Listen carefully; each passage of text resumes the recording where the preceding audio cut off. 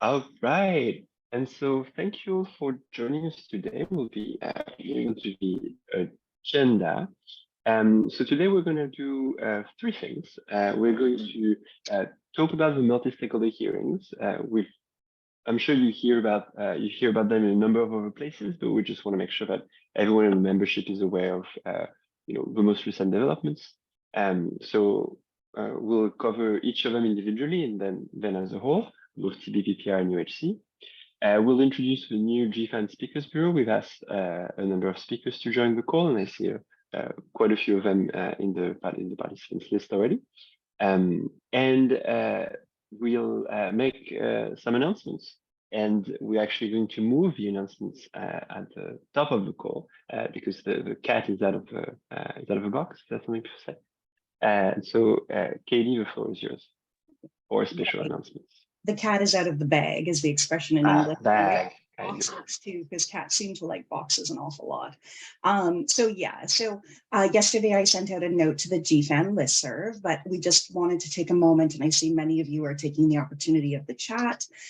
We just wanted to thank Tara Hogaterp for her 5 years of work here at GFAN. As I mentioned in the message, not only has she been a fantastic friend and ally and colleague, but she's also just been behind the scenes sometimes right out front, making things happen. And her dedication and loyalty has just been all driven by the work that she, has believed in with us these past 5 years, but is going on to something really exciting here, going back a little bit maybe to your roots, Tara, in terms of political labor politics here in Canada and working for our umbrella trade union and working in the office of the president of the Canadian Labour Congress. So Tara, I think everyone will have an opportunity to mention it in the chat or has probably already sent you messages, but we will miss you. You will be very missed, but you will always be welcome. And once a GFAN member, always a GFAN member. So thank you, Tara, for everything. And I would just invite people to wave or smile or use a reaction and just use the chat to connect with Tara. She's still here for about another week until the 22nd, so you can reach out to her. And I think she said at the beginning of the call, Tara, you're the world's only Tara Hogaterp, so you're fairly easy to find. Is that correct? That is correct. And I use my name all over social media, so I'm easy to track down. So yes.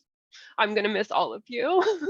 I'm going to try not to cry, but yes, it's been wonderful working here. And yeah, I don't have a speech prepared, No. but yes, I will miss all of you very, very much. Thank you, Tara. You will be missed. And don't worry, I'll keep you up to date. I'll send you lots of WhatsApps and be like, guess what? So don't worry, we'll keep you up to date and keep your membership up to date on GFAN and make sure you sign that code of conduct. Yes, everybody's as my outgoing request to everyone, please sign the code of conduct. We have, we really do need people to sign that. I will be sending more emails about it. Maybe I'll make them threatening on my way out the door. All right. Yeah. Thank you, Tara. So make sure to give Tara her parting wish from GFAN and sign that code of conduct. We'll make sure you have the links and send out reminders. Thank you, Tara. We will go back to you, Contang. Thanks, Katie. And we'll give a chance to Tara to introduce the new GFAN Speakers Bureau later in the call. So you will get a last chance to hear from her in a current role. But you will be missed. It's really hard to pick up the pace from there, but I'll do my best. What is this? Oh no, I hate animation. Sorry. That's not on purpose. All right. So the high-level meeting. As you must know by now, 3 high-level meetings on health are scheduled for this year. They will take place in September in New York during the General Assembly of the United Nations. The there are a number of there's three key steps to those high-level meetings. Number one is the multi-stakeholder hearings. Those took place in April in New York. There's the release of a political declaration. Sometimes it's public, sometimes it's leaked. That also already took place for now all three of the HLMs. The last one was the PPR, which came out, I think about a week ago, 10 days ago. And finally, there will be the high-level meetings themselves and final political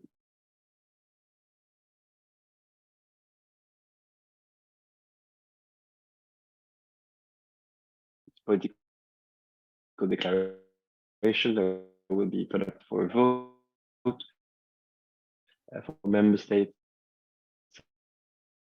So, Contain, we're losing September. you a little. So we're now in between stage 2 and 3. So the political and in terms of oh no, look at that. Okay, I'm doing my best. Oh. All right, can you hear me now? Yes, it's better now. If you could just repeat the last minute or so, because it was a bit. The last minute. Jesus. Sorry. All right. Let's hope my connection survives. So that was saying, so out of these three steps, we've gone through multi-stakeholder hearing, the political declaration have been released, and we're now waiting for the high-level meeting and the final political declaration that will come out in September. So we're between step 2 and step 3. The objective on this call is to give you a quick update on the content of these first drafts and give you a sense of where we are in the negotiations and how happy or disappointed or upset we are about the current state of things. And we'll cover TB because as some of you might know, GFAN is the civil society and community engagement hub for the TB HLM. And we have colleagues coming to talk about the PPR and UHC HLMs respectively. This is the same slide that I used when talking about the multi-stakeholder hearing, including a little box about challenges. We highlighted then two key challenges. One, that the registrations were taking time, and so people were not going to have time to get a visa to go to New York. I have not had to change the slide because it's still a problem for the high-level meeting itself. The registrations are still open. People haven't been receiving confirmations yet, which means that, again, we're going to have to fight to get visas. So that's an ongoing problem. We've sent letters, we've complained, but it doesn't seem to. We hope that as soon as the window to register to the HLM is closed, we will hear back and people will be able to get their registration. But we're doing our best, but that's going to be a challenge. With uneven civil society engagement, that was true during the multi-stakeholder hearing, that will be true for the HLM themselves. There is a formal engagement mechanism for TB and for UHC. There isn't one for PPR. There has been an ongoing problem, and so there's a lot less transparency when it comes to the PPR negotiations because there isn't any civil society in the room that is allowed to be there. Finally, some of the negotiations, and that's a new challenge, not really a new challenge, but newly discovered. The negotiations have been made more difficult by raising international tensions around the Ukraine, Russia, and China. And so we've seen blocks of countries that have been opposing systematically each other's edits, and it's rendered some of the process more difficult than was expected. So these are for the challenges. Now, where are opportunities to? Oh, yeah, there are. No. All right. And so now, what is it that we can do? So there is. I'm posting in the chat the schedule for the negotiations. So the political declarations are currently being negotiated. The first drafts have come out. For tuberculosis, the final reading is going to take place next week, and the third reading was taking place today. So there's very little time to influence the political declaration at this stage. If you are not doing something this week or haven't already done something, it's probably a bit too late. On pandemic prevention, preparedness, and response, the final reading will take place on July 25th. with the last revision, I think, about a week before that. And on universal health coverage, final reading will take place on July 27th. So the last revision up to a week before that, on the 17th. So there is limited time to still influence the political declaration. There's a bit more when it comes to PPR and UHC, though there has already been respectively 1 and 2 rounds of negotiations on the draft. So again, if you haven't done anything yet, it should take place soon, because the most early you're putting pressure during the negotiation, the easier it is to get your message on board. But just as importantly, so we can do some final pushes around the political declarations, but now it's time to continue advocating for high-level representation at the high-level meetings. So we need to see presidents, we need to see ministers of health, ministers of finance, ministers of foreign affairs during the meetings themselves. There's 2 reasons for that. One is that it makes those meetings more significant, and the more presidents attend, the more president will attend. If that makes sense, like the more people decide to attend, the more momentum there is for the event. The other reason is that you should encourage your political representatives to make announcements during the HLM, whether it is for funding, whether it is for recommitting to national programs, to launching new ones, etc. But that has your best chance of this happening is if you have very high level of political representation, because it is a president or ministers that will make that kind of announcement, not if you have some bureaucrat or someone from the UN mission. So now for TB, it's a bit late to push on the political declaration. On PPR and UHC, there's still a bit of time, and across all 3, there really needs to be a continuous push for high-level representation during the HLMs. Moving on to talk specifically about TB. The zero draft came out quickly after the multi-stakeholder hearing. It was the first one to come out, and it came out very weak. It was a clear step down from the 2018 political declaration. So instead of building on top of what already existed, it instead seemed to walk backward. And I think it took a lot of people by surprise. The tone of a multi-stakeholder hearing was very collaborative, was fairly inclusive, and I think a lot of people were taken aback by how much we had lost during ahead of the zero draft. So the problem was weak language across the board, but also there was a lack of numerical targets, which was a huge concern because there were some numerical targets in 2018 and they disappeared in the zero draft. The negotiations were difficult, and there was a constant threat of gridlocks because, again, of blocks of countries making a point of disagreeing with each other. And so the external issues, and again, talking about the big international affair questions of the day. I've been structuring a lot of the debates, which I think has been very frustrating to a number of colleagues, seeing that those processes are taken hostage of things that have very little to do with health. And yet, the latest versions of a draft that we managed to get access to showed some clear improvement from that zero draft. So we actually have come a long way from that initial weak draft. We're still a long way from something that would be strong, but I'm a glasses half full kind of guy. But yeah, so we're a long way from the initial draft. It's still not as strong as it could be. But we've seen the numerical targets come back, which was really encouraging. And a number of missions have pushed for language closely aligned with that of civil society and community. So that has also been quite encouraging. So there's still, you can find it on our website, and I posted it in the chat. I'm going to repost it now just to be sure that everyone. So you find various resources on specific points we hope to see advocacy around, etc. But the draft has improved. It's a bit late now to push for changes to whatever current version is, noting that the versions are currently changing really quickly. So depending on when you got access to it, if you did, your version might be quite out of date by now. So we're a bit more hopeful than we were before. A few actions, a few things you can do. The first one is to register for the high-level meeting. So the deadline is the coming Monday. It's not a quick and easy process. So do put aside, half an hour or so to gather documents, etc., and justify why is it that you should be able to attend. It's a bit cumbersome. We have a petition. Again, the link is in the chat. Pushing for, that's our final push for strong community-centric language in the TB political declaration.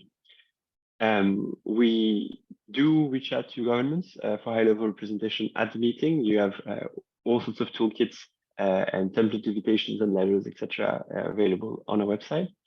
And when reaching out, as adequate for your country context, ask for commitments, whether it is commitment of additional funding for specific towards specific targets that were set in 2018, or recommitment to national programs, etc., etc. Anything that can help create momentum during the meeting itself. And that is it for TB. And I will give now the floor to our colleague Courtney for an update on the PPR draft. Hi, Courtney. Thanks, Quentin. So the PPR draft was made available on the UN website last week when it was shared with member states, and the deadline for written feedback from member states is actually close of business today. So if you are engaged on the PPR declaration, please do share your feedback thoughts with your member states today to make sure that it's reflected there. Recognizing obviously that the PPR is sort of the first time we've had a declaration on this, I think there are some encouraging signs in terms of the language that's included. We see it very clearly kind of highlighting the kind of vaccine inequity that we saw during COVID-19. It's sort of starting to recognize those principles of equity and non-discrimination, support for health workforce, One Health capacities, and support for WHO. But there is a lot of work, I think, needed on a couple of key areas, including the fact that there's very few kind of concrete targets within the declaration. There's a lot of work to highlight the need of communities, community health systems, the role of communities as sort of decision makers within pandemic responses, and also crucially, like the role of existing global responses. So there's kind of no mention of the HIV, TB, malaria responses in there and building and supporting on that. And also crucially, starting to talk around sort of the existing financing, but doesn't, for example, highlight the role of the Global Fund and making sure that the Global Fund is funded as well. Overall, sort of the actions cover sort of 6 main topics on equity, global governance, leadership and accountability, overarching health-related issues, financing, investments, and follow-up. So just quickly on equity, there is sort of starting to see that language that recognizes the impact on marginalized communities, but that could definitely be strengthened in there. Same with sort of recognizing sort of access to health technologies, sort of refers to TRIPS agreements, but actually, need to strengthen that call for national laws and regulations to be revised to incorporate those kind of flexibilities, including those under the TRIPS agreement. Global governance sort of looks at international collaboration, coordination, and does actually have some new text in there around a fully supported World Health Organization, describing it sort of with the authority, independence, and funding required to support countries. Just noting that there's been lots of discussions around a potential sort of Global Health Threats Council that the independent panel had put forward, and just noting that that isn't included here. And I know there's been lots of discussions around, like, is that the right mechanism? Should there be a sort of New York UN-based council, or should this be within WHO in Geneva? So just highlighting that that hasn't been taken forward in the text so far. I think leadership and accountability, as I said, like there is recognition, new text in there around the role of communities in global health governance, but really need to strengthen that in terms of what that looks like in terms of communities as decision makers. And again, highlighting community health workers in the kind of recognition of the sort of global shortfall of health workers. And then again, health-related issues and finance and investments, I've already said. There is recognition of universal health coverage in there, but it doesn't talk about other responses to HIV, TB, malaria, as well as other health responses in there. So that certainly needs strengthening. And again, financing, as I said, doesn't recognize particular organizations such as Global Fund and sort of funding those as well. So yeah, those are the kind of main pieces. I think the follow-up, like rightly so, kind of highlights the fact that we do have the pandemic accord that's been negotiated and also the international health regulations. And then the proposal is for a follow-up high-level meeting in 2026. So as I said, today is the deadline for member state input. There is an analysis that a number of organizations here on the call have put together and have been sharing with governments, and I'll pop a link into the chat. But yeah, would certainly encourage people to engage member states today if possible, and just sharing the kind of actions that Quintin highlighted for TB as well around sort of registering to attend in September as well. Thank you. Thanks a lot, Courtney. And Weiswa, do you want to go ahead? Sure. Just 1 second. Let me see if I can share my screen. So just I'll focus on, I think a lot of the stuff out of the multi-stakeholder hearing has been shared, so I'll focus on some of the observations on the zero draft here. And so, as you all know, the UHC political zero draft was released on the 24th of May, and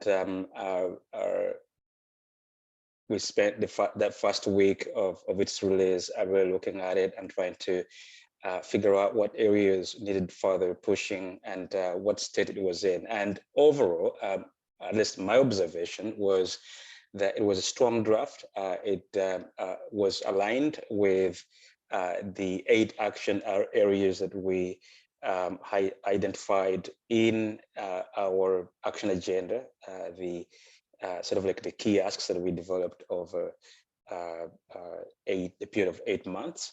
And you know, underneath that, you know, you have very strong asks on political leadership, making sure that, you know, UHC is prioritized at the high levels of politics and as an agenda, as a priority for their promises to their societies, to their people. And then on financing as well, we had included that on investing more and investing better. There's not, unfortunately, great language on the specifics of that investment, except maybe on PHC where it's like 1%, which is small. But it was good to see some specific number mentioned in there. On health workforce, this is something that we elevated in this iteration of our key asks on UHC this year.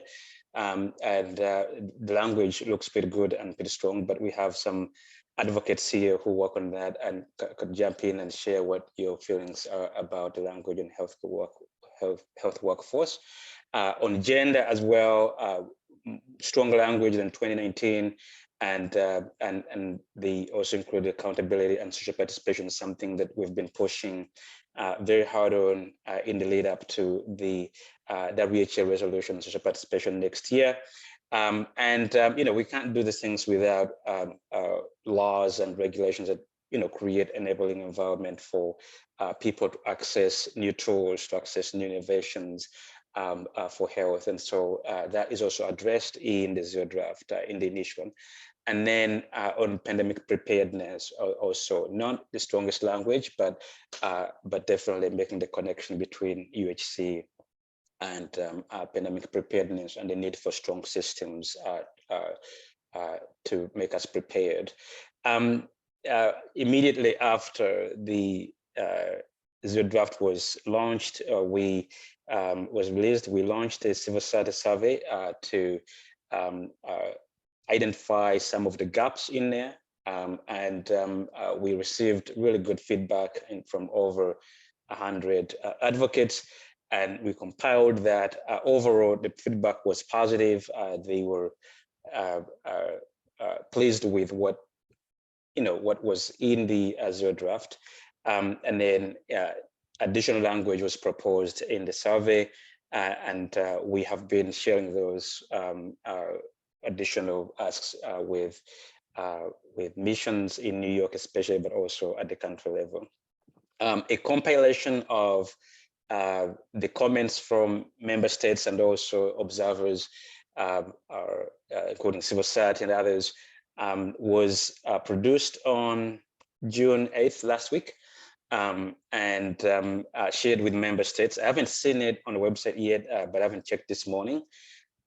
So I don't know how much of that is going to be visible to civil society and others that are involved in this process, but it was dramatically improved. The zero draft is dramatically improved. A lot of language on equity, on leave no one behind, than in the initial version, and we are still pushing for. We still see some gaps there, language around this, persons with disability.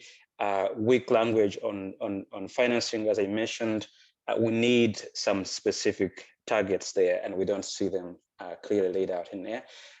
Weak language on also, accountability, I would say, because we need to have, a strong multi-sectoral accountability framework that countries commit to, and none of that is in there. So there's still a lot of work to do, a lot of things to push, but overall, it looks good. The challenge we have, which I've heard from the TB community as well, is that Ukraine proposed some strong language on the challenges they faced around conflict and also wars of aggression, and so it's definitely going to derail this process. But we will see how that plays out over the next few days. In terms of what happens next, we had just looking at this screen, sort of like cascade of events that are happening since the UN stakeholder hearing. We had the zero draft presented on the 24th. We had the reading, meaning the input. Sorry, the written input due on the 2nd. That happened. We have a compilation of that released on the 8th. And then we have the second reading coming up on the 15th tomorrow. And from later in the month, we'll have the revision 1 of the Poico Declaration released, and then revision 2 coming up in July, mid-July, and all the way to the member states are trying to finalize this thing, and I'm sure for all three, before August, so people can take a break. But obviously, there's no guarantee that will happen. We could still end up negotiating this until the day before, a few days before the actual high-level meeting, and so. But the target for now is to have do the final reading on the 26th and 27th, and the document will then go into silence procedure, which means if no member state breaks the silence, then it will be fine. People can go on their vacations and come back and pass this thing in September. However, if they don't, if somebody breaks that silence, then we go back to the table to start negotiating, and that means that maybe August may not be could end up not being a very easy month for some people. But that's where we are, and that's how things look at the moment. Any feedback, questions? I'm here. Thank you. We do have some resources, and you can share the link to the civil society feedback that we received from on the zero draft. Some of it has been addressed in the second iteration, but some of it still isn't. And so we're asking advocates to actually push the specific things that we still think are missing and need to be prioritized. But the thing has just changed so much that even tracking what is in it and what isn't is challenging. Thank you, and over to you, Kante. Thank you, Isma.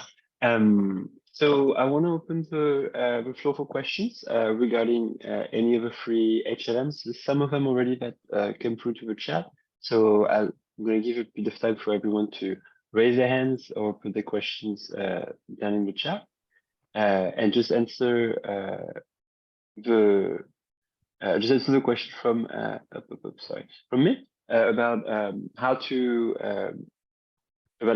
what are the channels available for non-member states to provide input on those political declarations. The answer is there is no channel. The channel is through member states. Member states are the ones who are making proposals in those political declarations into the drafts.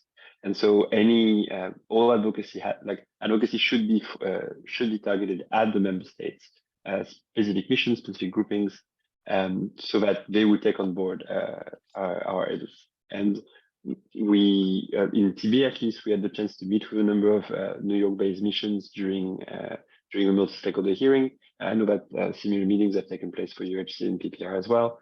And so there's been a chance to create those contacts and have email addresses to which we can send suggestions of language, etc. And we know that in country as well, people have been reaching out to their Ministry of Health, Ministry of Foreign Affairs to indicate the importance of participating in the negotiations and pushing for specific language. But there's no way to directly influence as a non-state actor.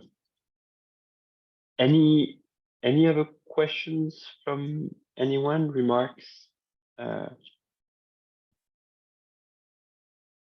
Go ahead, Courtney. Thank you. Sorry, just to quickly flag on the PPR side, because obviously we don't have a CSEM and we don't have a GFAN the way we do for UHC and TB. I did just want to say that there are a group of organizations kind of coming together and kind of a working group to discuss broader PPR, but that is where the space, for example, that analysis that I shared in the chat has been sort of co-developed between those organizations. So if anyone is interested in joining and engaging more in the PPR space, please do let us know. I'll put my email into the chat and then can connect you into that group as well. Thanks. Thanks a lot, Courtney, and reiterating encouraging everyone to join that PPR space. We're very friendly. It's a very fun space. Anton, go ahead. Yeah, hi everyone. Anton Bosenko, EATG, Input, Volna, APH, Communities Delegation, and so on and so on. Yeah, I'm really glad to see you all here. I raised one question regarding the dates, the exact dates, but it's not just the curiosity. First of all, not on all websites it's clearly mentioned, including UHC 2030, for instance. So I think you should do more efforts to find out on certain resources. But as experienced task force member on HIV HLM in 2016 and understanding the system, my question is also regarding, so first of all, we observed certain delay in civil society hearings, which usually always takes place in April and then have HLM in September. But given that it's a first ever time, it's a 3 HLM at one, right? So kind of maybe from organizational or procedural point of view or some other aspects, there was a certain delay. And that's why for me, the question is, I see, thanks Quentin, there are three different dates in September for each of the HLM. But given this situation with, these diplomatic things like breaking the silence, possible unexpected, extension of some periods of, negotiations or corrections or whatever, is these dates are kind of final, and any efforts, formal, informal advocacy, diplomatic channels, everything will take place before these dates, and these dates are stoned, or there is a certain risk that it can be, postponed in certain moments. No. So the question, the dates for HLM, it's final, right? It's not. Yeah, exactly. So the date of HLMs will not move. So it's 21st, and 22nd. Okay. So it's PPR, UHC, and TB in that order. For the dates of the negotiation, for the schedule there, with TB, we actually expect the deadline to be pushed back. We don't know yet, but we know that it's been a request coming from certain member states to push it back to give them more time to input. So, and because it's the one that would fall the earliest, I think it's likely that it will happen. I don't know for UHC and PPR, but the answer being that it can the dates for the schedule for the negotiations can move. That's not set in stone the way the dates of the HLM themselves is. Okay, cool. But I don't know if there's an expectation that they will move in the case of PPR and UHC. Westwood, do you know if people have been asking for more time in UHC? Not yet. That hasn't happened yet, but these things evolve very quickly, and you never know what could happen the next couple of days or few weeks to come. But in terms of the overall timing, I think it's fair to say that even if it gets pushed, it could get pushed a few days, perhaps a week. It won't be pushed a month. So like we still, I think the deadlines are still going to be quite tight, specifically around TV. I think if it's pushed by towards the end of a month, it's perhaps possible. I doubt it will be pushed much beyond that. Yeah, thanks. Thanks, Anton. I don't see any other hands up. I don't see any other questions on the chat. So I will now give the floor to Tara to introduce the new GFAN Speakers Bureau. We're very excited to hear from them. Thank you. Quentin, do you mind putting up the slides?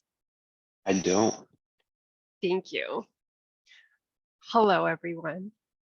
How is everyone doing today? We're going to shift gears. So I'm just going to wait for this to pop up so that you can see. There we go. You can see all the lovely faces of our GFAN speakers. We have 12 fantastic speakers that are part of the GFAN Speakers Bureau. And a few of them are on the call today, and I'll have them turn on their cameras and introduce themselves in a few minutes. But I just want to at first just kind of tell you a little bit about the Speakers Bureau in case you just don't know what exactly it is. Could you just flip to the next slide, please, Quentin?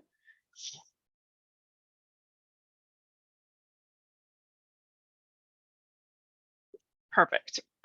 So the Speakers Bureau is made up of people who have lived experiences of the 3 diseases and can speak to the impact of the Global Fund on their lives.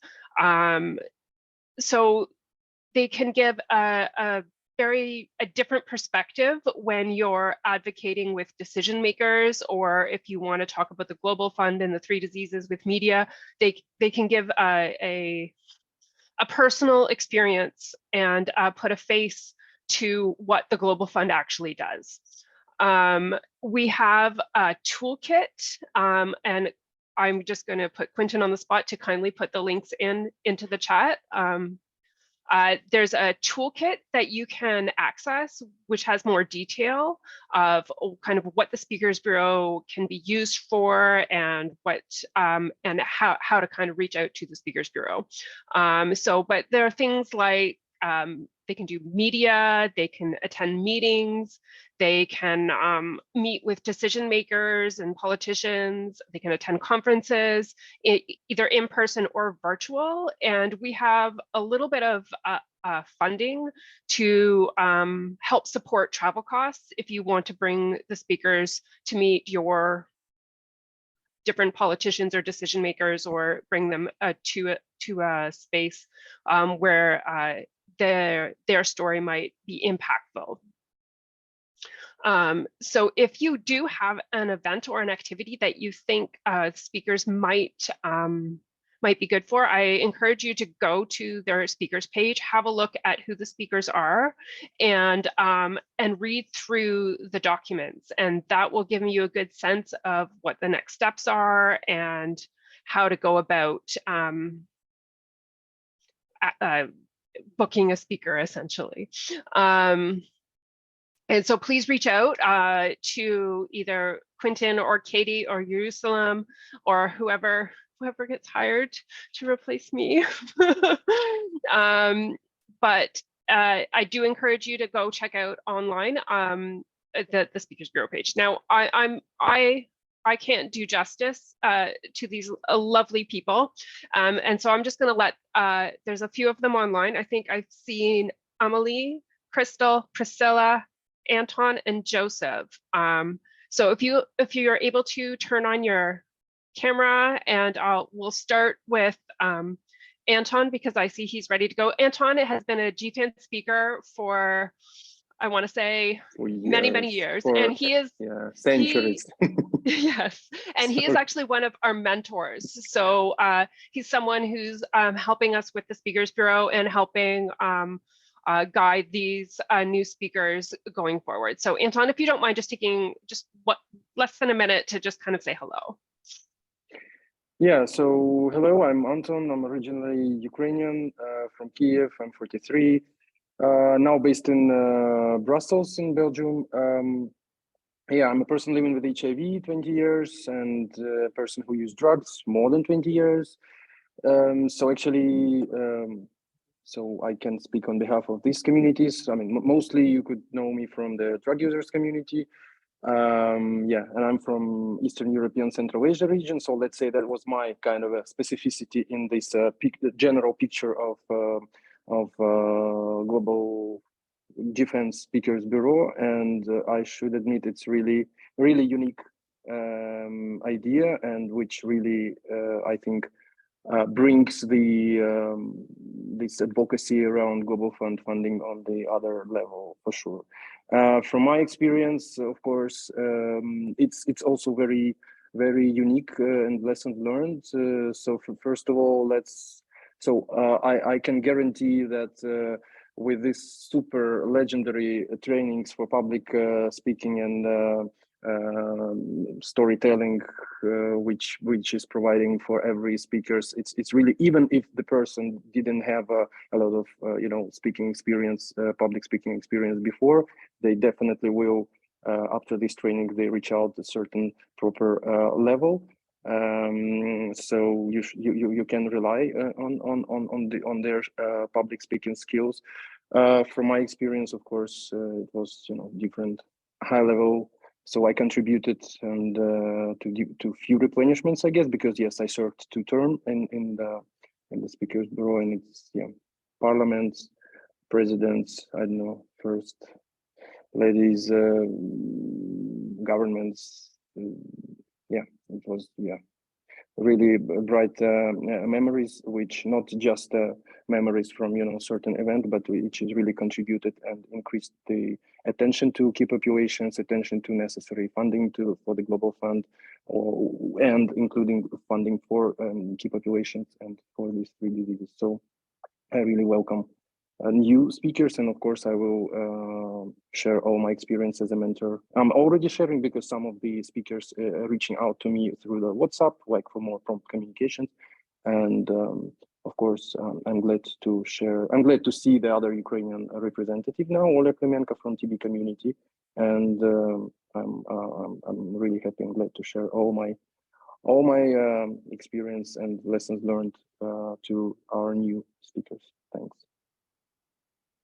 Thank you, Anton. Emily, are you on the call? I could see that you were having trouble connecting. Oh, beautiful. I see you. Yes. Yeah. Go ahead. Hello, everyone. Thank you very much. I am Amelie Wamba.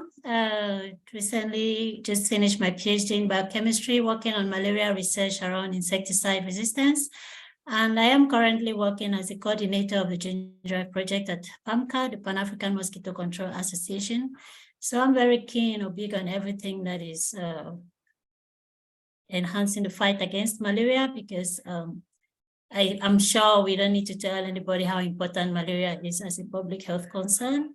And any initiatives or efforts that can eliminate malaria as soon as possible is something that I'm very happy on to be part of. So I'm really happy to be a malaria advocate at the GFAN, and I'm open to anything that can really put grow the efforts for the fight against malaria. I'm a malaria survivor, like most of people living in sub-Saharan Africa, where there's a bulk of the disease burden. And it is really sad to see a lot of people, especially children and women, still dying every day from a very preventable and treatable disease. And I would like to say that the Global Fund Initiative to fight malaria is something that gives us hope that this fight can really end one day. And I would like to encourage everybody to, in their own little way, even just by educating people, join the fight against malaria. Thank you, and over. Thank you, Amelie. Sarah, did I see you on the call? I thought I did. I can't find your name again, but it maybe I'm misremembering. No, I'm not sure. Okay, I'm going to move on. Joseph?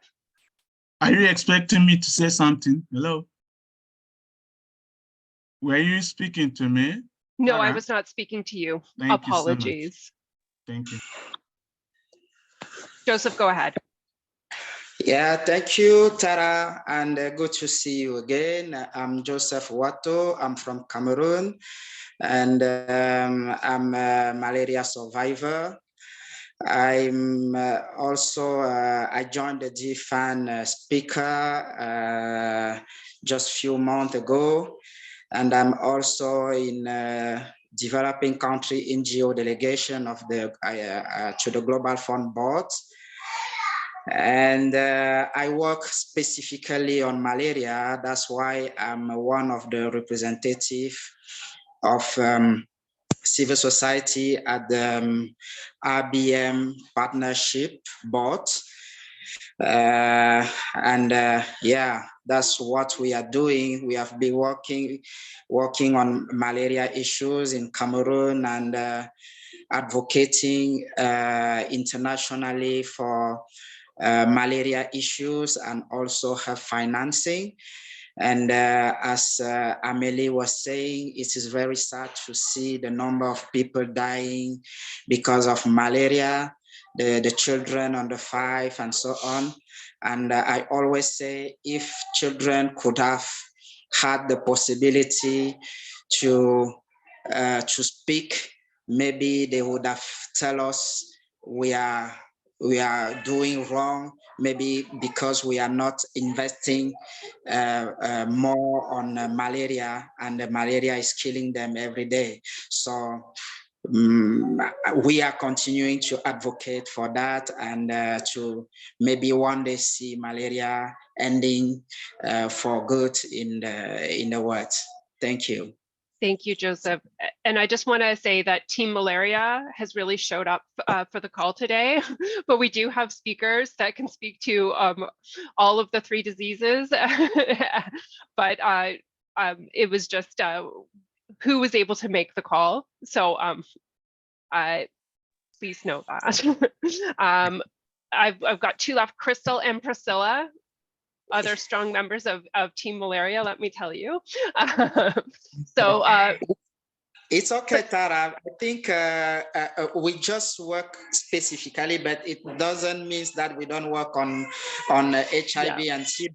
We also work on HIV and TB, but with more specific advocacy on malaria. As a global fund board member, I think I work on the 3 diseases. Anyway. Yes, thank you. Crystal, do you want to just say a couple of words? Yes. Yes, thanks, Tara. Hi, my name is Crystal Birunji. I'm a malaria survivor from Uganda. So yes, another malaria face. Yes, so I'm an entomologist. I work with a project called Tiger Malaria, and that is developing using genetic modification to develop mosquitoes that would reduce malaria mosquito population through gene drive. Very scientific. But so the Global Fund Advocacy Network has been my introduction to advocacy, and it's really been amazing. I have met so many wonderful people, and I've really learned a lot about the power of advocacy. I did have the great honor of speaking at the Replenishment Conference last year. And I would say that my entire life has pretty much been directed a little bit by my experiences with malaria, with basically what we went through, what the people around me are going through.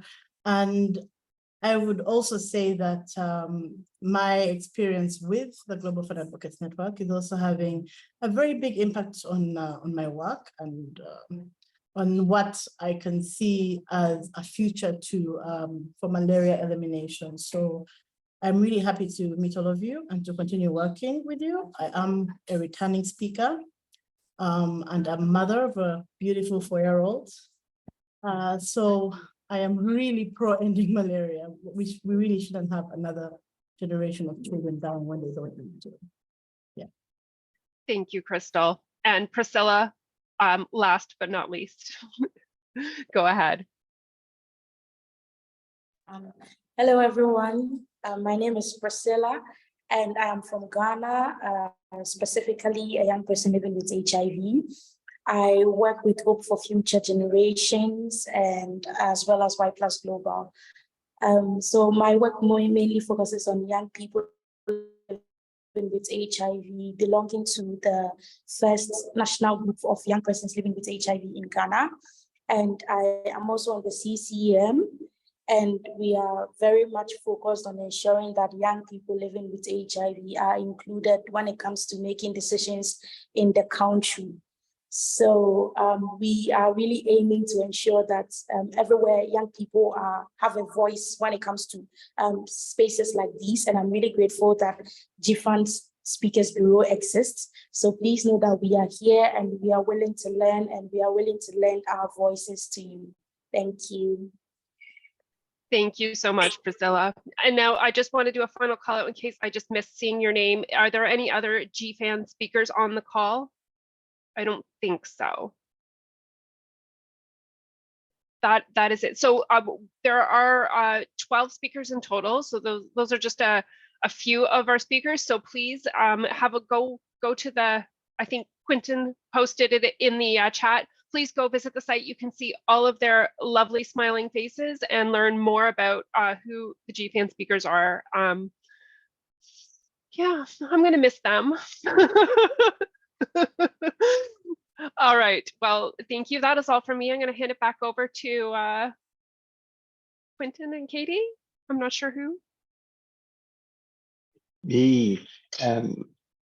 So everyone, we're a bit early actually, and so we'll give everyone back a few minutes. Before that, noting that we'll have a bit of a more sparse schedule for our GFAN calls over the summer, because we know that many of you are going to be on a holiday, and so we might not have, we will not stick to our bi-weekly schedule. We'll have fewer calls in July, and then we'll be right back in August for updates on, hopefully, final updates on the HLM and preparing for UNGA, and hearing from the Meet the Target campaign that is planned to be launched next month by GFAN AP in GFAN Africa.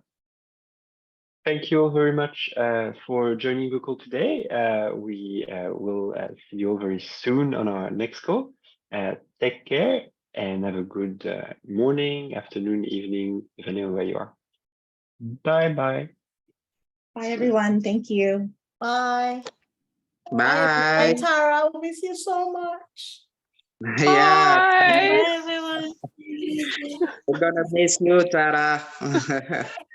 You can't even imagine Bye, how much, Tara. Sarah. Especially Marco. Bye Marco will bye. miss you. He remembers you from previous calls. Seriously. Bye, Quentin. Bye. Bye, Katie. Bye, everyone. Bye, Anton. Yeah, it was really good to see you. Yeah, good to see you too. Take care, everyone. Have a good rest of your days. Tara, can you share your email? Are you still going to use the same one, or are you going to use a new one? I have a personal email, but my GFAN one won't be active anymore, I don't think.